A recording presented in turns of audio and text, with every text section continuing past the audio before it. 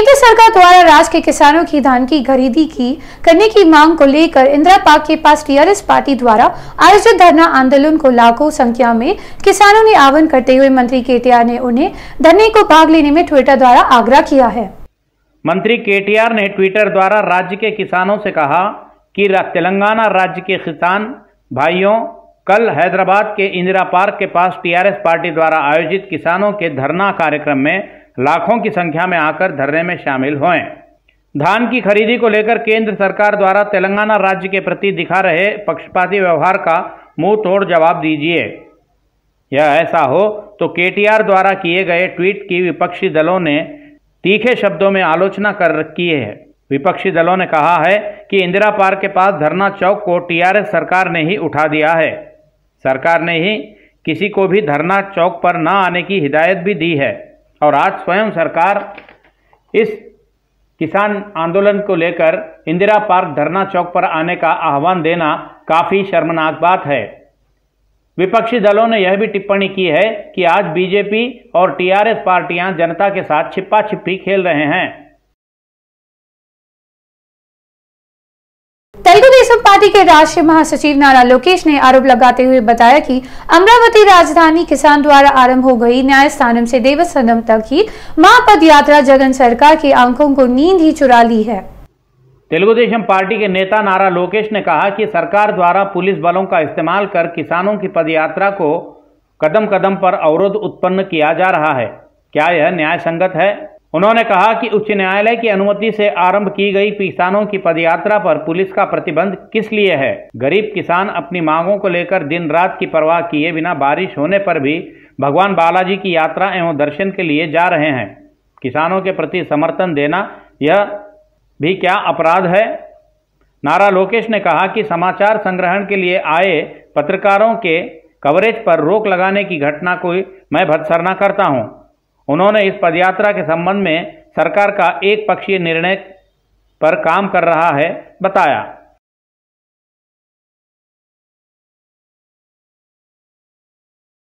एक युवक ने बीच सड़क पर चेन चपटा मारने की घटना को अंजाम दिया। महिला को गले से चेन छीन कर वो भागते समय उसकी बाइक संतुलन खोकर नीचे गिर गई। स्थानीय लोगों ने तत्काल चेन स्नैचर को पकड़ लिया और उसकी खूब पिटाई की। युवक को पुलिस के हाथों सौंप दिया। सनत नगर पुलिस थाना परिधि में घटी इस घटना की स्थानीय लोगों ने कड़े शब्दों में निंदा की है। यहां एक महिला प्रातः के समय साग सब्जी खरीदने मार्केट की ओर जा रही थी कि उसी समय मोटरसाइकिल पर आए एक युवक ने महिला के गले से सोने का चेन झपटा मारकर छीन लिया। जब वह वहां से तेज रफ्तार के साथ भाग रहा था कि उसकी बाइक फिसलकर नीचे गिर गई। इस दृश्य को देख सतर्क हुए स्थानीय लोगों ने उस चोर को पकड़कर उसकी खूब धुनाई कर स्थानीय पुलिस को सौंप दिया। सनत नगर पुलिस मामला दर्ज कर आगे की जांच कर रही है। मेरठ जिले के जवाहर नगर पुलिस थाना परिधि के सीआरपीएफ अरुंधति नगर से गांजे के पौधे लगाकर सींच रही युवती के घर पे पुलिस को आकस्मिक छिपाकर मारकर उसे गिरफ्तार की रिमांड पर भेज दिया। जवाहर नगर के सीआरपीएफ अरुंधति नगर में मकान किराए पर लेकर एक व्यक्ति उस मकान में चोरी छिपे गांजे की सिंचाई कर रहा था। इस बात की एक विश्वस्त जानकारी के आधार पर पुलिस ने अचानक मैदान में कूदकर उस मकान पर छापा मार दिया। पुलिस ने उस मकान से गांजे के पौधे उखाड़कर उन्हें जब्त कर लिया। साथ ही गांजे के पौधों की सिंचाई कर रहे उस व्यक्ति को भी गिरफ्तार कर उसे रिमांड पर भेज दिया है। इस संबंध में जवाहर नगर थाने के इंस्पेक्टर भिक्षपति राव से हमारे सिटी विजन प्रतिनिधि वेंकटेश की विशेष रिपोर्ट। మేడ్చల్ జిల్లా జవహర్ నగర్ పోలీస్ స్టేషన్ పరిధిలోని సిఆర్పీఎఫ్ అరుంధతి నగర్ కాలనీలో అబ్దుల్ ఫయాజ్ కు చెందినటువంటి ఈ ఇంటిలో గంజాయిని పెంచడం జరిగింది। ఇక్కడ మనం జవహర్ నగర్ సిఐ గారు ఉన్నారు, సార్తో వివరాలు అడిగి తెలుసుకుందాం। సార్ చెప్పండి సార్, ఈ విషయం మీకు ఏ రకంగా మీరు ట్రేస్ చేయగలరు? తెలిసిన వ్యక్తులు కొంతమంది సమాచారం ఇవ్వడం జరిగింది। అరుంధతి సిఆర్పీఎఫ్ అరుంధతి నగర్లో అబ్దుల్ ఫయాజ్ ఖాన్ అనే వ్యక్తి ఈ గంజాయి మొక్కల్ని ఇంట్లో పెంచుతున్నట్టు సమాచారం రావడం జరిగింది। గత రాత్రి వచ్చిన తర్వాత మేము ఆ సమాచారం మేరకు వచ్చి ఆ ఇల్లు చెక్ చేయడం జరిగింది। చెక్ చేస్తే అక్కడ అతను కొన్ని గంజాయి మొక్కల్ని పెంచుతున్నాడు। అట్టి గంజాయి మొక్కల్ని మేము సీజ్ చేసి అతనిపై కేసు నమోదు చేసినాం।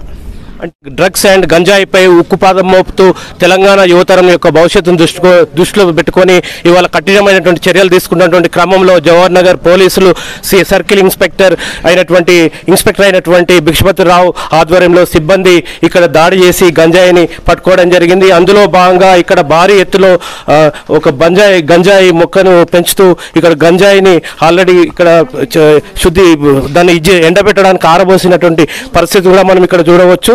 తెలంగాణ రాష్ట్ర ముఖ్యమంత్రి కేసీఆర్ ఆదేశాల మేరకు ఇవాళ పోలీసు యంత్రాంగం కావచ్చు, అలాగే ఎక్సైజ్ డిపార్ట్మెంట్ అనేక చోట్ల దాడులకు గురి చేస్తూ ఇవాళ చేస్తుంది. వీటన్నిటికీ కూడా కారణం ఏంటంటే గంజాయి రవాణా మీద ఎప్పుడైతే ఉక్కుపాదం మోపారో అప్పటి నుంచి నగరంలో ఎక్కడ పడితే అక్కడ రహస్య ప్రదేశాల్లో ఈ రకంగా రవాణాకు అడ్డంకంగా ఉంది, గంజాయి దొరుకుతలేదని చెప్పేసి ఎక్కడికక్కడ ఇట్లా మొక్కలను పెంచేటటువంటి పరిస్థితి కొత్తగా వచ్చినటువంటి ట్రెండ్ ఇది.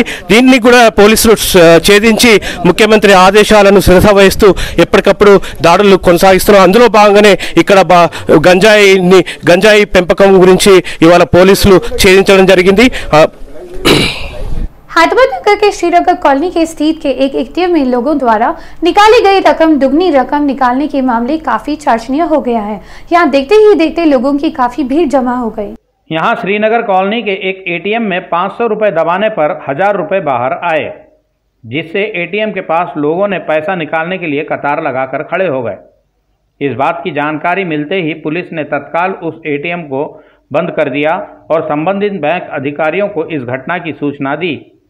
पुलिस की सूचना से एटीएम पहुंचे बैंक अधिकारी एटीएम से नकदी की उगाही किए लोगों की जानकारियां इकट्ठा कर लिए। बैंक अधिकारियों ने बताया कि एटीएम मशीन में तकनीकी गलती के कारण ही ऐसा हुआ है। उन्होंने बताया कि उस तकनीकी खामी को दूर कर दिया गया है। अब इस एटीएम में कोई समस्या नहीं है।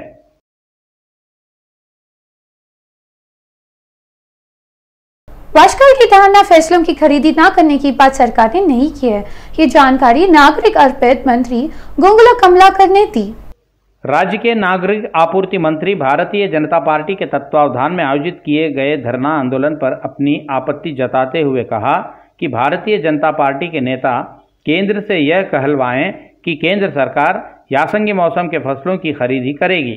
मंत्री ने बताया कि अनाज को सुखाने के लिए किसानों के पास उचित स्थान नहीं है, जिस कारण किसान अपनी फसलों को लेकर मार्केट आ रहे हैं। उन्होंने भारतीय जनता पार्टी पर भरोसते हुए कहा कि जो लोग अपनी फसलों को अपने क्षेत्रों में ही सुखाए हैं, वहां जाकर सरकार खरीद नहीं कर रही है। कहते हुए भारतीय जनता पार्टी दुष्प्रचार कर रही है। यह भाजपा की गलत एवं अनैतिक कार्रवाई है। ఈ రోజు ధర్నా కార్యక్రమానికి ముఖ్య ఉద్దేశం ఏం చెప్పినంటే వానాకాలం పంట కొనాలి అంటూ ఎవరు వద్దన్నారు? ఒక్కరన్నా వద్దనన్నారు ఎవరన్నా? వానాకాలం పంట మేము ఈ రోజు వానాకాలం పంటలో మేము గతంలో కరోనా అన్నప్పుడు 3-4 గ్రామాలు కలిపి వచ్చి ఒక కాడ కొనుగోలు కేంద్రం ఏర్పాటు చేయకూడదు అని చెప్పేసి 6500 కొనుగోలు కేంద్రాలు ప్రతి గ్రామంలో కొనుగోలు కేంద్రాలను ఏర్పాటు చేశాం కరోనా అప్పుడు। चित्तौड़ जिले के कुपम नगर चुनाव में संबंध में वाईसीपी ने कहा चुनाव प्रचार अभियान आरंभ किया है। इस प्रचार अभियान के मंत्री पेद्दी रेड्डी तथा स्थानीय विधायकों ने भाग लिया। नगर निगम चुनाव के संदर्भ में आयोजित चुनाव प्रचार अभियान के अंतर्गत क्षेत्र की जनता में वाईसीपी नेताओं को भारी समर्थन दिया। इस मौके पर मंत्री पेद्दी रेड्डी मतदाताओं के घर घर जाकर वाईसीपी को जिताने का आग्रह करते हुए तेलुगुदेशम पार्टी के अध्यक्ष नारा चंद्रबाबू नायडू को उचित सबक सिखाने तथा उन्हें चुनाव में हार दिलाने का निवेदन किया। इस प्रचार अभियान में भारी संख्या में वाईसीपी के नेता कार्यकर्ता आदि उपस्थित थे।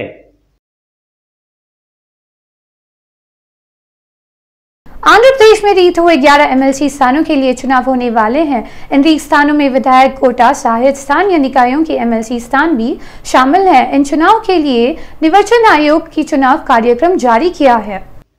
इन चुनाव के संदर्भ में वाईसीपी सरकार के सलाहकार सज्जला रामकृष्ण रेड्डी ने विधायक कोटे से संबंधी एमएलसी उम्मीदवारों के नामों की घोषणा की, जिसमें पलवलसा श्रीकांत, श्रीकालहस्ती, डीसी गोविंद रेड्डी, कड़पा तथा कर्नूल से इशाक बादशाह शामिल हैं। यह ऐसा हो तो आगामी 16 नवंबर को चुनाव संबंधी अधिसूचना जारी होगी। 23 नवंबर नामांकन पत्र दाखिल करने की अंतिम तिथि होगी। 24 नवंबर को नामांकन पत्रों की जांच होगी और 26 नवंबर नामांकन वापस लेने की अंतिम तिथि होगी। आज जारी सूचना के अनुसार 10 दिसंबर को मतदान होगा और 14 नवंबर को वोटों की गिनती की जाएगी। निर्वाचन आयोग ने अपनी सूचना में इस बात की जानकारी दी है।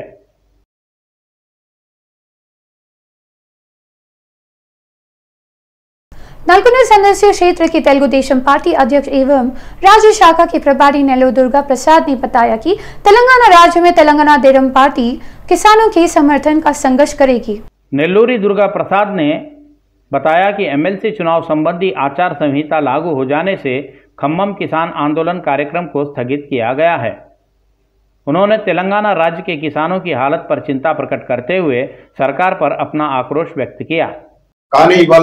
ఎమ్మెల్సీ ఎన్నికల కోడ్ రావడం వల్ల దాన్ని రద్దు చేసుకోవడం జరిగింది। ముఖ్యంగా తెలుగుదేశం పార్టీ రాజ్యాంగ విలువలకు కట్టుబడి డెమోక్రటిక్ విలువలకు కట్టుబడి నాడు మా కార్యక్రమాన్ని రద్దు చేశారు।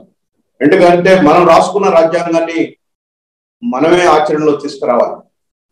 ఈ రోజు ప్రభుత్వం చెప్తా ఉంది మేము కలెక్టర్లకు పర్మిషన్ ఇవ్వమని చెప్పాము చేస్తాము, ఇది అధికార దుర్వినియోగంగా భావిస్తాము। आंध्र प्रदेश में अमरावती राजधानी की मांग को लेकर भूदाता किसानों द्वारा आरंभ हो गई महापद यात्रा आज वेदन में प्रवेश कर ली। इसमें पद यात्रा में प्रवाक्षण जिले से जारी लेकर वहां तक किसान अपना पूरा समर्थन दे रहे हैं, तो वहां पुलिस ने एमएलसी चुनाव के मैनेजर पद यात्रा को प्रतिबंध लगाया है। आंध्र प्रदेश में एमएलसी चुनाव के मद्देनजर चुनाव आचार संहिता लागू हो जाने से पुलिस ने अमरावती किसानों की पदयात्रा पर प्रतिबंध लगा दिया है। पुलिस ने आदेश दिया कि पदयात्रा में राजनीतिक दलों से संबंधित नेता शामिल नहीं हो सकते। इस संबंध में अमरावती संयुक्त कार्रवाई समिति के नेताओं को पुलिस ने नोटिसें भी जारी की है। नोटिसों में बताया गया है कि पुलिस के आदेशों का उल्लंघन करने पर उन नेताओं के विरुद्ध कार्रवाई की जाएगी। पुलिस ने इस चेतावनी के साथ यह भी बताया कि किसानों की पदयात्रा में कोई भी राजनीतिक दल शामिल होकर उनके राजनीतिक मुद्दों को जोड़ने का प्रयास करें तो आदर्श चुनाव आचार संहिता के धाराओं के अनुसार पुलिस द्वारा कदम उठाए जाएंगे। इस बात का भी नोटिसों में खुलासा किया गया है। पुलिस ने राजधानी क्षेत्र से संबद्ध 157 किसानों को पदयात्रा में भाग लेने का नियम भी लगा दिया है। पुलिस की इस कार्रवाई पर किसान अपनी नाराजगी व्यक्त कर रहे हैं। किसानों ने भी स्पष्ट करते हुए बताया कि राजनीतिक दलों से हमारा कोई संबंध नहीं है। हम अपना आंदोलन गैर राजनीतिक दलों के रूप में राजनीतिक दलों से हटकर कर रहे हैं। हमारा आंदोलन पदयात्रा लोकतंत्रात्मक ढंग से जारी रहेगा, लेकिन किसानों की पदयात्रा पर यह प्रतिबंध उचित नहीं है। उन्होंने सवाल करते हुए यह भी कहा है कि राजनीतिक दलों को नोटिस दिए बिना हमें ही नोटिसें क्यों दी जा रही है।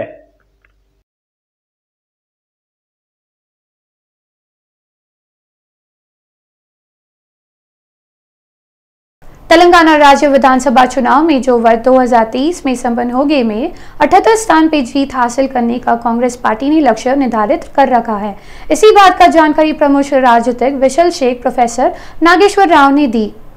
राजनीतिक विश्लेषक नागेश्वर राव की इस घोषणा के प्रकाश में देखें तो तेलंगाना राज्य में 119 विधायक के स्थान हैं। यहाँ बहुमत के लिए किसी भी दल को 60 से ऊपर की संख्या में स्थान प्राप्त करना अनिवार्य है।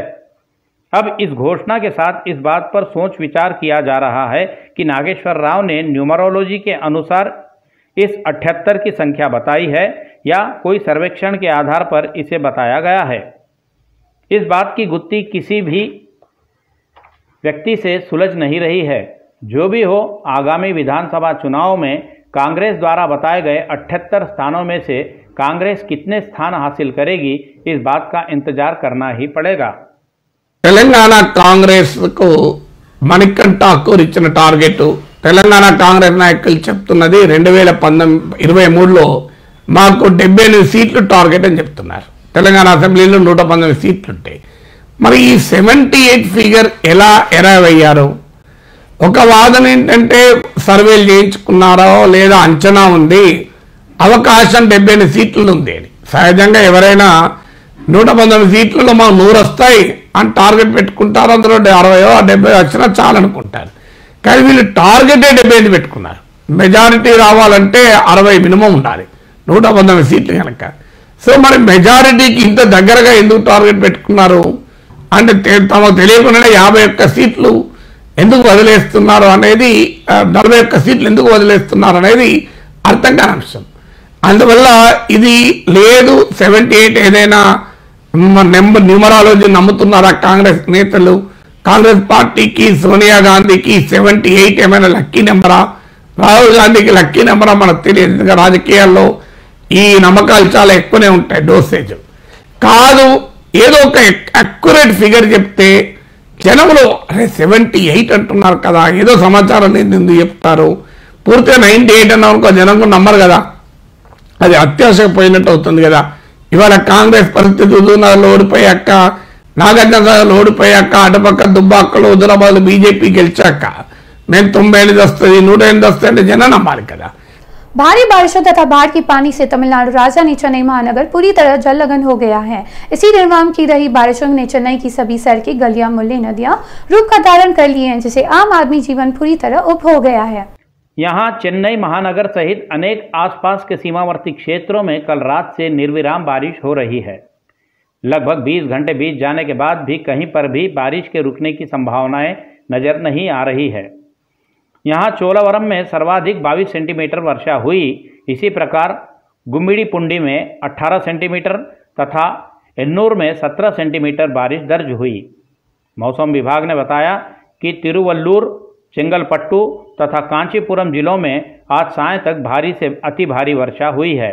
पहले ही चेन्नई, नारापट्टनम, पुदुचेरी तथा करैकाल में तीसरे नंबर की खतरे की चेतावनी जारी की गई है। इसी प्रकार 7 बंदरगाहों पर भी तीसरे नंबर की चेतावनी जारी की गई है। चेन्नई के कई क्षेत्रों में कई वृक्ष धराशायी हो गए हैं।